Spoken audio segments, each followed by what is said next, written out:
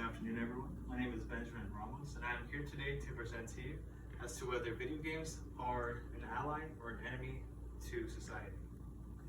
Now, you might be familiar with titles such as Pac-Man, Sonic the Hedgehog, and Super Mario Brothers. And if these seem a little outdated to you, perhaps more recent titles such as Halo, Call of Duty, and Minecraft might ring a bell. Now, if any of you all have heard of these titles, I would like to request that you all just please raise your hand for a moment. Okay, nearly all of you? Of course. So, these titles have caused much enjoyment and frustrations to millions across the world. I myself have spent countless hours playing video games, as it is a favorite hobby of mine. Being able to save humanity from demons, surviving on an island full of dinosaurs, or driving the car of my dreams at high speed is a wonderful feeling. Now, while I found much enjoyment in playing video games, there was a phase in which this was the only activity I would partake in which, aside from school, I would not show much interest in any other hobbies or extracurricular activities, such as sports. Now, you as well may have expended a lot of hours in playing video games, or at the very least, may know an individual like a friend, family, or coworker who does spend as much time on video games. Now, as a popular source of entertainment, although there are many benefits to be gained from playing video games, there can equally be as many disadvantages as well. Reviewing further, we will take a look at the detrimental consequences and the many advantages that can be gained from this hobby. Now, to understand the importance of this controversy of whether playing video games is beneficial or detrimental to people, it is vital to comprehend the negative effects associated with this activity. Now, based on the 2017 Nielsen report, as of 2016, 64% of the population above the age of 13 engage in playing video games. This percentage was indicated as 58% in 2012. Implying that there's been an increase in consumers that have engaged in video games over the past few years. Now, in conjunction with this increment, a literary review conducted by Daria Cruz and Associates found that excessive internet usage can lead to development of behavioral addiction. To back this up, a study conducted by Griffith and Associates determined that these specific behaviors are associated with drug abuse as well. Such symptoms include withdrawal, salience, mood modifications, and relapse. As it is associated with substance abuse, binging video game use can ultimately cause a sharp decline to an individual's social life. Now, allow us to view this discussion at hand in a more clinical perspective and treatment that is used to address the condition of binge playing. Now, a study conducted by Lemons and Associates further addresses that online gaming can temporarily reduce negative feelings associated with a lack of social interaction. However, it does not fully replace or help in corporate life relationships. As well, this could also lead to dissociation with live interactions, which could ultimately lead to lower quality of life through damaged prior relationships.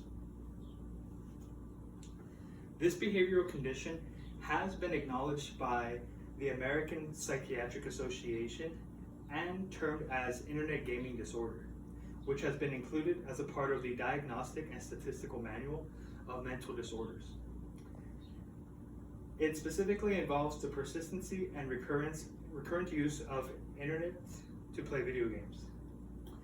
This can ultimately lead to impairment and distress, and further indication includes withdrawals when video games aren't present, tolerance or need to increase gaming time, less of an interest in hobbies or other activities, as well as deception towards family members and friends.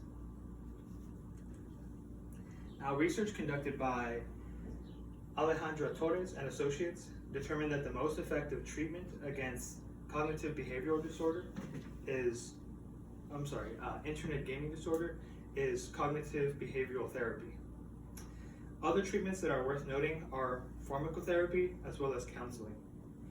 Referring back to cognitive behavioral therapy, the specific recommendations for this treatment include cognitive restructuring, motivational interview techniques, coping responses, as well as problem solving related to addiction. The aforementioned methods are shown to be promising. However, it is time intensive, implying that recovery or achieving recovery could take quite some time. It's also worth noting that comorbidities are not considered in internet gaming disorder treatment methods, revealing that gaming may not be the only issue, but other external factors, as well as pre-existing mental conditions. If these were included in the treatments that we mentioned, we may see improvement reached more effectively, as well as at a quicker rate. Now that we're familiar with the disadvantages that can be associated with excessive gaming, to the extent that it devoids an individual of pursuing other endeavors or relationships, we must have an outlook of the advantages, specifically in moderation. Now, literary research conducted by Julian Ferdu indicates that there are many benefits to be gained from playing video games in the aspect of learning and comprehending information. So specifically, in the aspect of learning and playing video games, you'll be able to gain an overall better learning experience. So by combining fun and learning in a game, such as science or mathematical elements, this can yield a higher retention within the learner. As well, it would develop an efficient learning environment. So an individual's learning experience would be to their preference, and one may be able to improve their cognition at their own pace. As well, through playing video games, most learning needs can be fulfilled. So for example, some video games have sale systems in which you're able to buy and trade, and that includes mathematics as well as soft skills, responding to other players, even if they're non-playable characters, as well as a morale system in which your decisions throughout the game do ultimately affect the outcome at the end of the game.